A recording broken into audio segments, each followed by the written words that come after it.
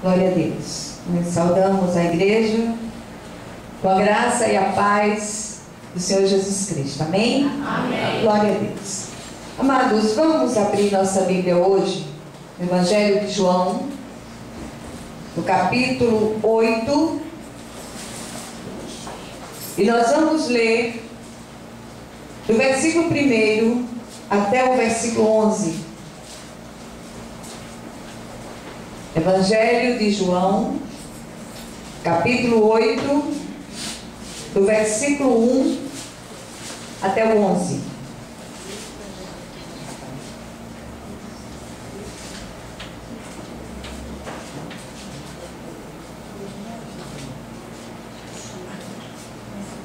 Todos acharam? Amém. Amém. Diz assim a palavra do Senhor. Jesus entretanto, foi para o Monte das Oliveiras. De madrugada, voltou novamente para o templo, e todo o povo ia ter com ele, e assentados ensinava. Os escribas e fariseus trouxeram à sua presença uma mulher surpreendida em adultério, e fazendo-a ficar de pé no meio de todos, disseram a Jesus: Mestre, esta mulher foi apanhada em flagrante adultério, e na lei nos mandou Moisés que tais mulheres sejam apedrejadas. Tu, pois, que dizes? Isto diziam eles, tentando para terem de que o acusar. Mas Jesus, inclinando-se, escrevia na terra com o dedo. Como insistissem na pergunta, Jesus se levantou e lhes disse: Aquele que dentre vós estiver sem pecado, seja o primeiro que lhe atire pedra. E tornando a inclinar-se, continuou a escrever no chão.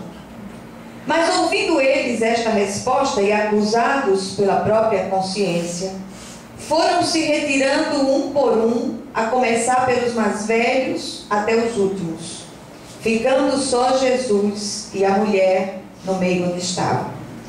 Erguendo-se Jesus e não vendo a ninguém mais além da mulher, perguntou-lhe: Mulher, onde estão aqueles teus acusadores?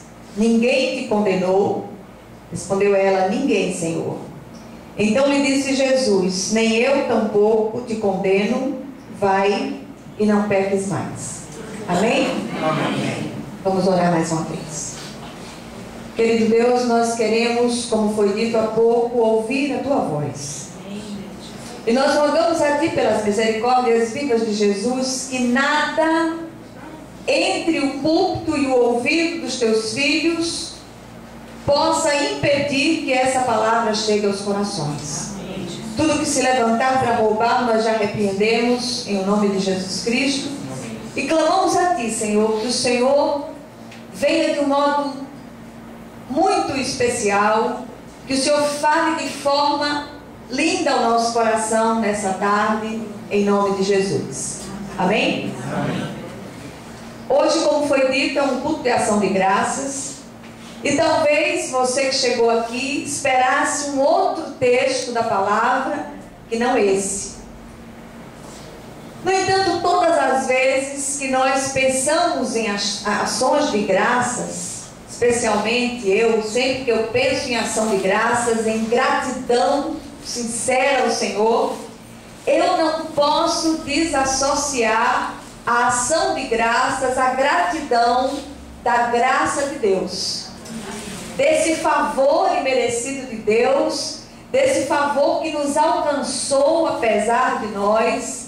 E nenhum outro texto da palavra, são tantos textos que falam dessa graça infinita, mas nenhum texto ele toca o meu coração de uma forma tão profunda como esse que nós acabamos de ler. Nós descobrimos nesse texto que só Jesus consegue transformar desgraça em graça.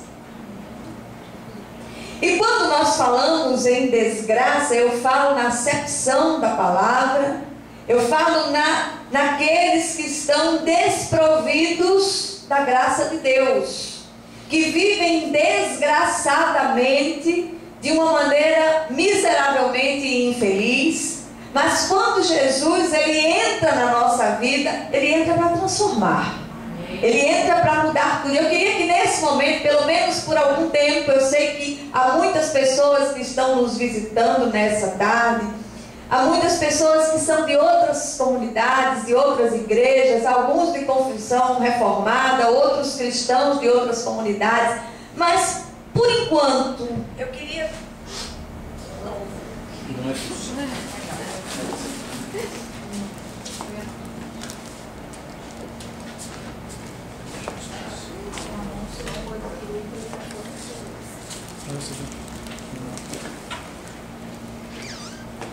Por enquanto eu queria pedir a você, esquecesse o rótulo denominacional que você segue. Eu queria que por um pouco você focasse apenas numa pessoa chamada Jesus. Amém? Amém. Quando nós estudamos os evangelhos, nós descobrimos que cada evangelista, ele procura apresentar Jesus de um jeito. Mateus mostra Jesus como o Messias prometido.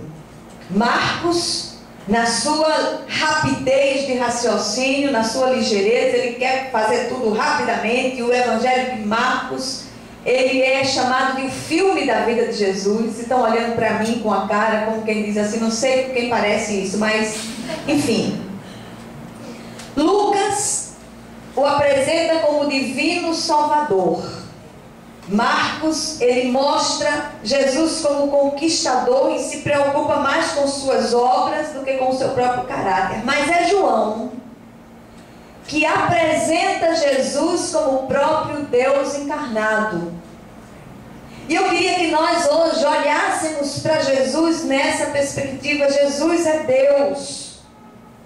E o texto lido, nesse texto, João mostra os religiosos da época armando uma cilada para que Jesus tropeçasse na lei de Moisés e eles tivessem algo com que acusar Jesus. Contudo, Jesus sendo Deus, conhecendo-lhes os pensamentos e intenções do coração, ele reverte aquela situação numa das mais pungentes oportunidades de manifestação da graça perdoadora de Deus. Uma das coisas que me encantam na pessoa de Jesus é o fato dele não perder uma só oportunidade de ministrar aqueles que estavam à sua volta. E mesmo ali numa situação daquela onde aqueles religiosos se juntaram, eles se pactuaram para trazer algo, para trazer uma demanda para Jesus, que podia fazê-lo, de certa maneira, tropeçar na lei de Moisés, mas ele não perde tempo. E usa aquela situação e reverte tudo aquilo em bênção para a glória de Deus. Cada vez que eu leio as Escrituras, cada vez que eu olho para a palavra de Deus, eu me convenço mais que é desejo de Deus curar as nossas feridas mais profundas pela palavra viva que procede da boca de Deus. E a palavra viva que procede da boca de Deus é uma só, chamada Jesus, o Cristo de Deus. Amém? Por isso que eu pedi a você que por um instante, por um pouco, eu sei que o apelo religioso, a religiosidade em si, muitas vezes é muito arraigada no meio do nosso povo, e eu queria que você, por algum tempo, você focasse na pessoa de Jesus. Amém? Porque muitos não alcançam a cura. E quando eu falo de cura nessa tarde, eu quero falar de cura do ponto de vista bíblico, do ponto de vista de Deus, que vai muito além do que ficar curado de uma enfermidade. Mas é aquela cura que vai na profundidade do homem e sara as feridas mais profundas do seu coração. Salvação, o kit da salvação, ele é completo. quando nós somos despertados por Deus para enxergar o Cristo que salva, nós somos visitados com uma vida nova, com uma transformação de vida. Nós somos alcançados para andar em novidade de vida. E quando nós olhamos para as questões particulares de cada um, nós descobrimos que pecar é facílimo em todos os sentidos. O grande problema é lidar com a culpa. Eu tenho algumas psicólogas aqui ouvindo a palavra hoje, elas sabem dizer isso melhor do que eu, principalmente aquelas que são clínicas. E nós encontramos muitas reações diante da culpa. Alguns esquivam-se como Adão, endurecem-se como Caim, fogem como Moisés, enlouquecem como Saul, comovem-se como Davi, choram amargamente como Pedro, suicidam-se como Judas, reconhecem, se quebrantam como o filho pródigo e fazem o caminho de volta para o Pai. Cada um reage de um jeito próprio. É comum também aqueles que transferem a culpa para os outros como uma forma de defesa. Aliás, essa reação é sempre a preferida por a maioria. Mas, queridos, há um poder libertador e terapêutico no reconhecimento e na confissão de pecados que precisa ser experimentado por cada um de nós. O autor de Provérbios, no Provérbios 28, versículo 13, ele diz o seguinte: o que encobre as suas transgressões jamais prosperará, mas o que confessa e deixa alcançará a misericórdia. Amém. Então, reconhecer e confessar diante de Deus, e se necessário diante da pessoa ofendida, nos coloca no centro da promessa de Deus que está em Romanos capítulo 8, versículo 1, que diz o seguinte: nenhuma condenação há para os que estão em Cristo Jesus. Amém. Quando nós somos alcançados por essa graça salvadora, por essa graça restauradora, nós temos a nossa vida zerada. E o texto fala a respeito disso. Perdoar e receber perdão gera cura e libertação. E nada como um dia como esse nós falarmos sobre isso. Que você possa sair daqui hoje com uma proposta diferente de vida, com a perspectiva daquilo que Jesus deseja fazer na sua vida. O texto lido, ele nos traz algumas revelações acerca dessa graça restauradora que eu gostaria de compartilhar com vocês. A primeira revelação nós encontramos dos versículos 1 ao 6, que eu não vou lê-los novamente para não ficar muito extenso. A primeira revelação diz o seguinte: haverá sempre acusadores ao redor de nós, ávidos para nos condenar. Amém? Amém. Haverá sempre acusadores que estão ali apontando para os erros do passado. Quando nós somos alcançados por Deus, nós temos a nossa vida zerada. Aleluia. As coisas velhas passaram e tudo se fez novo. Se você foi alcançado pela graça de Deus, pela misericórdia de Deus, rejeite toda palavra de acusação em nome de Jesus, porque essas palavras, elas não procedem de Deus. Amém? Quando nós olhamos a cena, quem é que nós encontramos aqui? Os escribas, fariseus, religiosos, doutores da lei. Eles eram técnicos em Deus, eles sabiam tudo acerca de Deus, mas apesar disso, eles são chamados de hipócritas, de mascarados, tanto por Jesus como por João Batista. E é interessante que as pessoas para as quais Jesus teve as palavras mais duras, foram exatamente os religiosos, empedernidos, aqueles que tinham sempre o dedo em riste, pronto para acusar seus semelhantes. E eles, apesar de possuírem uma fachada de ilibada conduta, foram comparados a sepulcros caiados, belos por fora, mas cheios de podridão e rapina por dentro. Aqueles que estão mais acostumados comigo, aqueles que andam no dia a dia comigo, eu sou essa coisa meio, a cabeça meio desmantelada que está aqui, vocês sabem disso, eu me esqueço das coisas, eu misturo as estações, é uma coisa séria.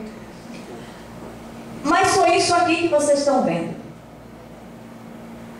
E eu não tenho muita paciência para os religiosos que ficam o tempo todo enfiando o versículo em você e pá, aquela coisa, parece um jogo de ping-pong. E nós temos dito muitas vezes aqui, olha, viva essa palavra. Viva essa palavra no dia a dia. Estenda a mão a quem precisa. Ajude alguém a se levantar. Encoraje aqueles que precisam de encorajamento. Mas que as nossas atitudes, elas reflitam o Cristo vivo em nós. Então, queridos, aqui nessa situação nós olhamos eles trazendo a Jesus o caso de uma mulher adúltera. Misericórdia, tem uma carreta ali na frente. E eles trazem essa mulher apanhada em flagrante adultério e eles cobram de Jesus uma punição. Mas Jesus não responde palavra e se inclina para escrever no chão. O que ele escrevia, ninguém sabe. Eu acho que essa foi a única vez que Jesus escreveu alguma coisa. Porque todas as outras coisas foram escritas por aquelas pessoas que o acompanharam durante o seu ministério. Mas é interessante que Jesus escrevia no chão e alguns teólogos mais presunçosos ousam dizer que o que ele escrevia ali eram os pecados. Não da mulher, mas daqueles religiosos que vieram acusá-la diante de Jesus. E uma das primeiras lições que nós aprendemos aqui é que Jesus, ele não se impressiona com as nossas exterioridades. Jesus, ele não se impressiona com a nossa fachada exterior de piedade. Jesus sonda mentes e corações. Jesus é aquele que prescruta a profundeza do nosso coração. A palavra ainda não lhe chegou à boca, Jesus conhece. E isso é maravilhoso demais, isso dá uma tranquilidade ao meu coração muito grande, porque nós vemos aquela preocupação lá fora das pessoas mostrarem uma espiritualidade, mostrarem que são assim com Jesus.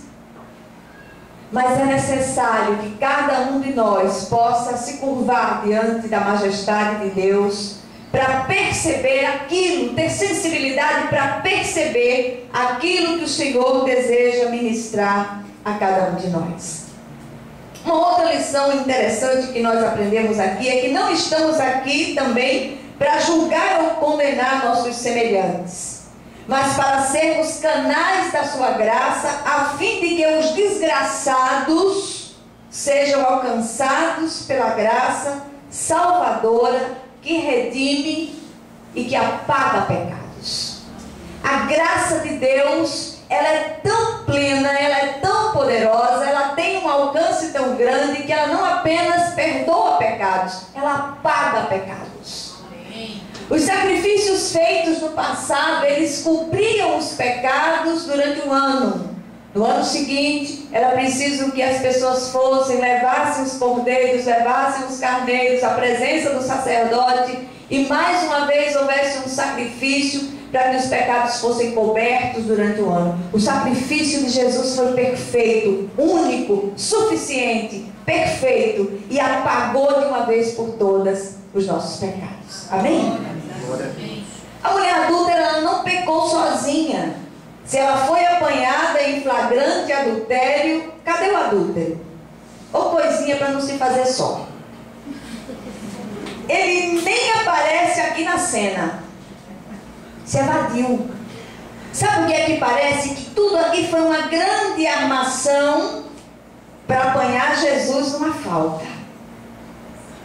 O pior e mais grave de tudo é que muitas vezes as pessoas são usadas por Satanás para acusar seus semelhantes.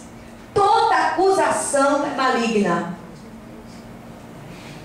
Todo espírito de acusação é maligno. Amém? Amém. E ainda há aqueles que congelam a imagem de alguém pelo que aquela pessoa foi no passado e não confiam na graça transformadora de Deus. Desejo do meu coração hoje é que, se você se enquadra nessa categoria, que hoje, em nome de Jesus, você saia daqui com o firme propósito de mudar sua atitude com relação à pessoa ou às pessoas que estão à sua volta.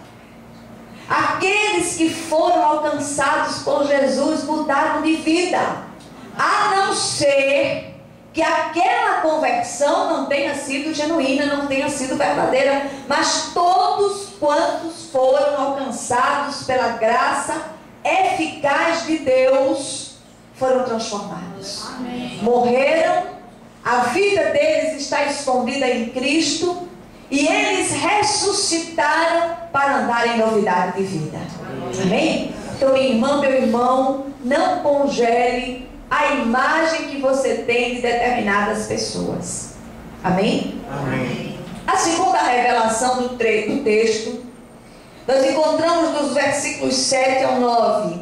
A graça é perdoadora, mas ela é também confrontadora. O acusador, aquele que age sempre sob a eficácia de Satanás, ele é insistente.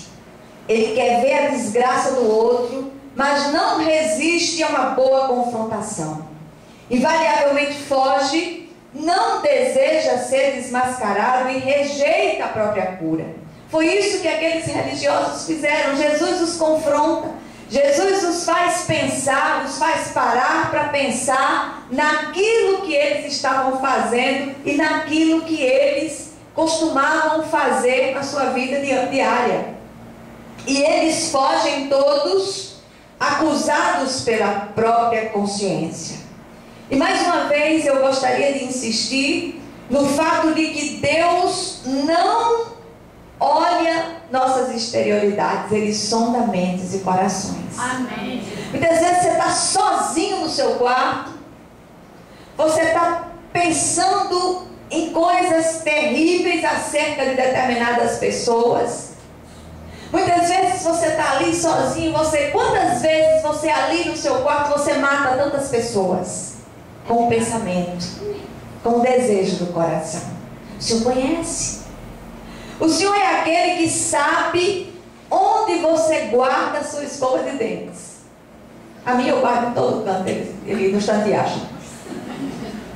Mas é impressionante aquilo que o Senhor costuma fazer conosco.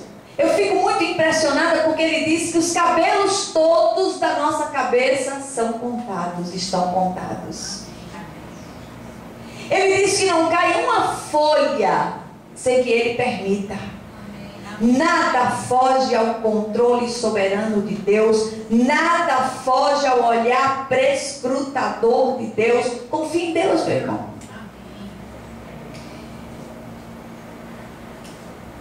O Senhor deseja relacionar-se conosco de forma íntima, de modo que confiemos a Ele as nossas sujidades, os nossos pecados, as nossas cargas, as nossas culpas, e busquemos o seu perdão. E quem age assim encontra cura e libertação. Não há uma só pessoa, não importa o pecado, não importa o que você fez, não importa se você fez um pecadinho, um pecadão. Tem uma história de rotular pecado. Pecado é pecado, é errar o alvo estabelecido por Deus. Deus tem um alvo para nós. E todas as vezes que nós erramos esse alvo, nós estamos pecando por pensamentos, por palavras, por ações. Nós somos homens e mulheres alcançados pela misericórdia de Deus, somos pecadores regenerados sim pelo Espírito de Deus, mas ainda pecadores. Ainda há em nós uma natureza pecaminosa que briga com a natureza santificada o tempo todo. Nós somos uma guerra civil ambulante. Então, queridos, em nome de Jesus, que hoje nós possamos sair daqui como aqueles homens que saíram. Eles saíram acusados pela própria consciência, mas que nós possamos sair daqui reflexivos. Senhor, eu quero que o Senhor fale comigo. Não vá na minha conversa, vá na conversa do Espírito. Deixe que o Espírito de Deus ministre com profundidade ao seu coração. Entra no seu quarto, fecha a porta do seu quarto, fale com o seu pai que vê em secreto. Seu pai que vê em secreto recompensa. E ali naquele momento onde você estiver na presença do Senhor, que você possa tirar as suas vestes diante de Deus e dizer: Senhor, eu sou isso aqui. Não há ninguém à minha volta, não há ninguém para que eu possa impressionar, mas eu quero que o Senhor olhe para mim. Olhe para mim, Jesus. O que é que em mim precisa ser mudado? Revela-te a mim de um modo vivo, de modo que eu saia daqui restaurado, que eu saia daqui restaurada e teu nome através de mim, ele seja glorificado. Amém? E a terceira e última revelação do texto, nós encontramos nos versículos finais 10 e 11. Diz que a graça pode alcançar o pior pecador, porque ela tem a medida do amor de Deus. Ela tem largura, ela tem altura, ela tem comprimento e ela tem profundidade. Não há lugar onde o Senhor não possa alcançá-lo. De repente você diz assim: olha, Deus não olha para mim, eu fiz isso e isso e isso, e aparece o encardido do lado e começa a fazer milhares de acusações. Olha, Deus nunca vai olhar para você, é mentira dele. Deus vai olhar sim, porque Deus ama você. Deus ama você com um amor profundo, Deus ama você com um amor desmedido, com um amor tão apaixonado ao ponto de enviar o seu único filho para morrer no seu lugar. Porque foi a morte de Jesus que nos facultou acesso e reconciliação com Deus. Nós não tínhamos acesso à presença de Deus. O versículo 9, no seu final, diz que todos fugiram, acusados pela própria consciência, ficando somente Jesus e a mulher. Note que a acusada não fugiu, ela se sentiu amada, apesar da sua nudez exposta. Jesus ali não contemplou a nudez física daquela mulher, mas a nudez da alma. Ela teve a sua alma prescrutada pelo Senhor. Eu gosto demais dessa palavra, embora nem sempre eu consiga pronunciar, mas é uma palavra que ela fala de algo que é minucioso, não tem um lugar. Eu tenho a impressão que Jesus tem um holofote assim, que ele bota lá dentro do nosso coração e ele vai sondando e ele vai prescrutando. Não tem um só recanto do nosso coração que não seja visto pelo Senhor. Então é isso me dá uma alegria muito grande no meu coração. Aquela mulher não era uma pessoa feliz. Aliás, ninguém que vive em situação semelhante consegue ser feliz. Talvez ela não enxergasse uma saída para a sua vida e contentava-se com as migalhas de sentimentos, com aquilo que sobrava da esposa legítima. É possível que hoje, aqui neste lugar, Deus tenha trazido você para lhe dizer exatamente isso. Aquela mulher era usada por aquele homem e não se dava conta disso. Note que o texto não diz que ela era uma prostituta que ganhava dinheiro vendendo o seu corpo, mas era adúltera. Ela dividia um homem com outra mulher. Ela vivia das sobras. Talvez o Senhor queira falar com você nessa tarde. E eu queria dizer a você, minha irmã, você não é uma lata de lixo. Você é amada por Deus. Você nasceu para louvor da glória de Deus. Deus quer transformar a sua vida desgraçada numa vida cheia de graça. E não permita que ninguém use você como tem usado até hoje. Amém? Além de toda a humilhação que era a vida daquela mulher, ela foi ainda usada para cilada preparada pelos religiosos contra Jesus. E não teve a proteção nem do seu companheiro de pecado. É sempre assim.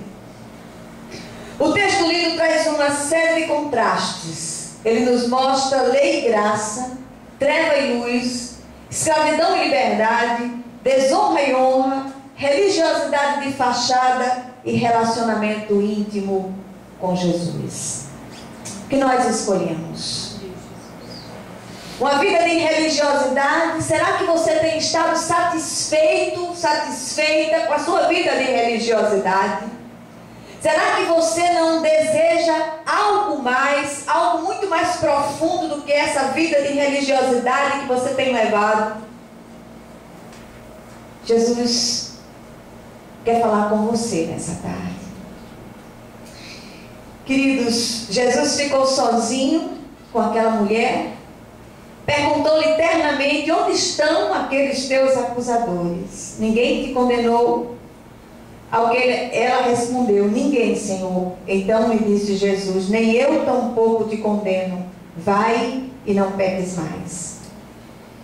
Perdão de Deus implica em abandono de pecados e mudança de vida. Só o Espírito Santo de Deus, que é o mestre por excelência, pode ministrar com poder e autoridade essa palavra ao seu coração. E eu sei que Ele fará. Alguns sairão daqui hoje com a vida transformada, com a vida liberta. Alguns foram chamados por Deus aqui hoje à tarde, para que essa palavra fosse ministrada ao coração e essa pessoa despertasse para a glória do Senhor. Eu não vou expor você nessa tarde, eu não vou dizer: olha, levanta a sua mão, receba Jesus, vou tocar uma música, você vai ficar emocionado e você vai levantar a sua mão. Não vou fazer isso. O Espírito de Deus vai fazer isso. Amém. O Espírito de Deus vai ministrar o seu coração de uma maneira tão irrefutável que você não vai dormir essa noite. Tomara mesmo que você não durma. E que o Espírito esteja ali e toque o seu coração e toque a sua alma e ministre ao seu espírito de um jeito tão profundo que você amanheça o dia e diz: Jesus, eu quero que o Senhor entre no meu coração, que o Senhor faça uma varredura na minha vida, que o Senhor sonde a minha mente e o meu coração, que o Senhor faça tudo novo. Jesus é o Messias de Israel. Jesus é aquele que foi enviado para transformar vidas e Ele quer fazer isso hoje em nome de Jesus. Amém. O que você prefere no dia de hoje? Qual a sua escolha hoje? Em primeiro lugar, a atitude dos religiosos que se achavam no direito de acusar seus semelhantes e rejeitaram o perdão de Jesus, fugindo, acusados pela própria consciência. Você vai fugir mais uma vez. Segundo lugar, você vai continuar da mesma maneira com essa velha vida de desgraça, de treva, de morte, de desonra e de migalhas. E com os mesmos velhos pecados encapados, achando que o Senhor não os vê. Você vai continuar assim. Misericórdia. Ou hoje você finalmente se sentiu tocado pelo Espírito de Deus e resolveu tirar as velhas roupagens e deixar que o Senhor contemple a sua nudez e perdoe o seu pecado. Perdão de pecados implica em mudança de vida. E Jesus diz a você hoje: vai e não peques mais. Vai e não peques mais. Aquela mulher saiu perdoada e restaurada. E você, como deseja sair hoje deste lugar? Eu queria que você nesse instante fechasse seus olhos. Eu queria muito orar por você. Que Deus possa fazer tudo novo na sua vida em nome de Jesus. Amém. Senhor, nosso Deus e nosso Pai, eu não conheço os teus filhos trazidos aqui nessa noite, mas o Senhor é aquele que conhece profundamente a cada um. O Senhor conhece o choro chorado nas madrugadas. O Senhor conhece as inquietações mais profundas dos corações. E nós invocamos a Tua presença, Senhor. Nós clamamos a Ti que o Senhor possa visitar a profundidade dos corações. E assim como o Senhor tocou o coração daquela mulher exposta ali, o Senhor possa tocar o coração de quantos ouviram nessa tarde essa palavra, em nome de Jesus Cristo. Amém. Que haja cura, amém, que haja libertação, que haja salvação neste lugar, nessa noite, em o nome do Senhor Jesus Cristo. Amém, amém e amém. Glória a Deus. Louvado e agradecido seja para mim, Senhor.